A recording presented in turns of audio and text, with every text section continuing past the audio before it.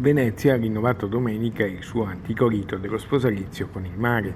Il sindaco Luigi Brugnaro, a bordo della Serenissima insieme al patriarca di Venezia Monsignor Francesco Moraglia e al sindaco di Longarone Roberto Padrin, ha lanciato in acqua l'anello come segno di legame indissolubile tra Venezia e le sue acque.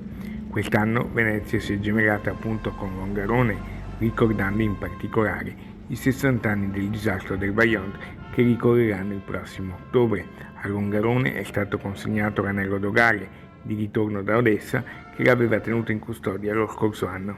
È un grande onore avere qui tutta la comunità del Cadore, pensare a quello che possiamo fare, quello che abbiamo subito noi e come possiamo aiutare le popolazioni che adesso sono in questo momento veramente drammaticamente colpite proprio dalle inondazioni, penso all'Emilia Romagna, alle Marche.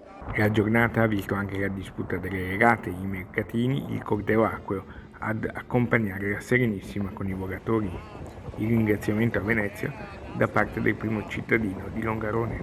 Attraverso la grandissima opera degli zattieri, i tronchi su cui poggia questa città sono partiti proprio gran parte dalle nostre montagne, quindi oggi un po' risuggelliamo quel rapporto di strettissimo legame che abbiamo tra queste comunità.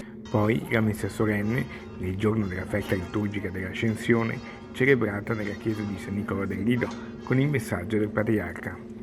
Noi oggi assistiamo al dramma che una regione vicina alla nostra, l'Emilia Romagna, sta vivendo proprio nel rapporto con le acque.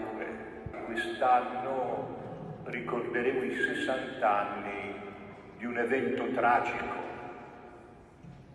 legato alla diga del Vajont,